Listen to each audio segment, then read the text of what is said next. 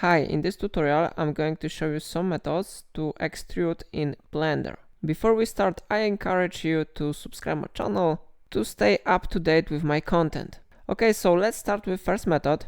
So normally if you want to extrude, I recommend you to change mode to edit mode, and then you can select here face selection mode. Now I select face of an object and I press E. So it is the most easy method to do it. By this way you can move the face of an object in both directions. So it is the first method.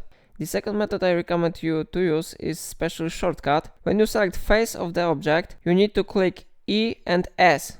After that you will be able to extrude like this. It is really great function that may be really useful in specific projects. Okay, and the last method that I use in my projects is shortcut Ctrl and right mouse button. When you will click it, you can easily extrude object to the point that you will click. So for example, I will click somewhere here, or somewhere here. And like you see, it's really working and the extrude process is really simple then, yeah.